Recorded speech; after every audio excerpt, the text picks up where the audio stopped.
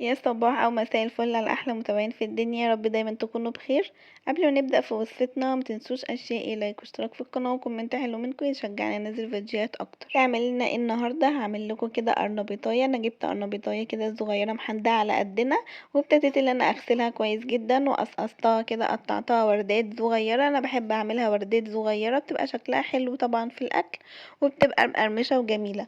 وحطيت مية مغلية على النار، سبتها تغلي كده تغلي طبعا جدا، وحطيت نزلت عليهم بوردات القرنبيط وحطيت عليهم ملح وكمون.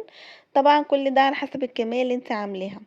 اللي انا اسيبهم بقى يغلوا غلوتين وطفيت عليهم يكملوا سواهم في المية المغلية. انا بعمل كده برضو المكرونة، بسيبها تغلي غلوتين وبطفي عليها النار تكمل سواها ايه في المية المغلية بس. وجبت بقى البولة وحطيت عليهم كوباية دقيق ونص نشا. ابتديت بقى ان انا ابهر الخليط بتاعي، حطيت ملح وكمون وكزبرة ناشفة وفلفل اسمر، فلفل اسمر وشطة وبابريكا. طبعا ما حطيتش شطة كتير علشان ما تبقاش سبايسي اوفر. حطيت كده ايه شطة بسيط، ونزلت عليهم ببقدونس وبيضايه وفصين توم كبار مفرومين. وابتديت ان انا اقلب الخليط ده كله مع بعض. هنزل عليهم بالميه الدافيه، مش ميه مغليه، هي ميه دافيه. طبعا هتنزلي واحده واحده، مش هتنزلي بكميه الميه كلها لان كل دي بيختلف عن التاني. هنزل بشويه واقعد اقلب لحد ما يوصل للقوام اللي انا عايزاه. القوام بقى اللي انا عايزاه ولا هو خفيف ولا هو تقيل، عايزاه كده ايه يبقى وسط. فاهمين قصدي طبعا. هقلب كويس جدا عشان ما يبقاش فيه اي تكتلات من الدقيق وكله يختلط كويس قوي مع بعض. يلا يا بنانيتي يا امارات، قوموا يلا تشجعوا وادخلوا المطبخ وطلعوا الشيف اللي جواكوا واعملوا وصفه حلوه قوي سهله وبسيطه لمامتكم وباباكم وفاجئوهم. حتى لو عملتوا كيكايه صغننه، عملتوا دونات، زلابيا، اي حاجه، بس قومي كده وتشجعي واعملي لهم حاجه حلوه واخرجي لهم فاجئيهم، بجد هيتبسطوا منك جدا. بصوا انا بفضل اقلب الخليط كويس، لو حسيت اللي هو عايز شويه ميه رحت مزوده له كميه صغيره. تعالوا بقى نعمل الكفر الخارجي. طبعا الكفر ده مش كل اللي بيعملوه، بس بجد جربوه هيفرق معاكم جدا في الطعم وفي الشكل.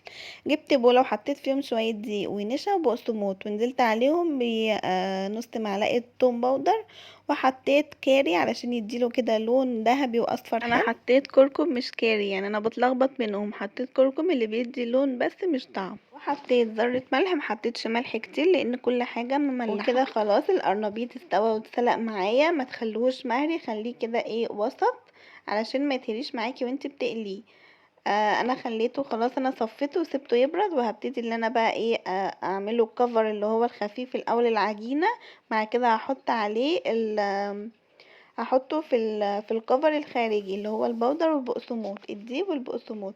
عاملين معاملة البانيه بالظبط. وعلى ما اخلص المرحلة دي احط زيت على النار. لازم الزيت يكون سخن ولازم تبقى كمية كويسة. احطي كمية كويسة من الزيت علشان يتقلي كويس ويقرمش معاكي. وهبتدي بقى ان انا احمره بالشكل ده. بجد الكفر الخارجي كان مقرمش وطعمه حلو قوي، هو عامل زي البانيه. وكمان انا ما عملتش القرنبيطايه كلها، انا سلقتها طبعا كلها. وممكن تشيليه لحد ما تكسيه خالص بالعجينه والبودر وتحطيه في الفريزر زي البانيه بالظبط، او ممكن تشيليه مسلوق. انا حطيته الصراحه في الفريزر مسلوق. انا ما عملتش الكميه كلها لانه بجد رمى معايا وعمل معايا كميه كويسه يعني. بس بصوا بقى لونه عامل ازاي. بجد انا كنت عايزه اسمعكم القرمشه بس ما نفعش طبعا عشان انا بسجل فويس نوت. فبجد كان طعمه حلو قوي. عملت جنبيه بقى بابا غنوج. بجد انا كنت اول مره اشوي البتنجان كده فوق على البوتاجاز، بس فرق جدا في الطعم وعملته بقى وكان طعمه حلو قوي. وعملت بطاطس مهروسه بالخلطه برضو حلوه قوي، انزلها لكم الفيديو الجاي ان شاء الله.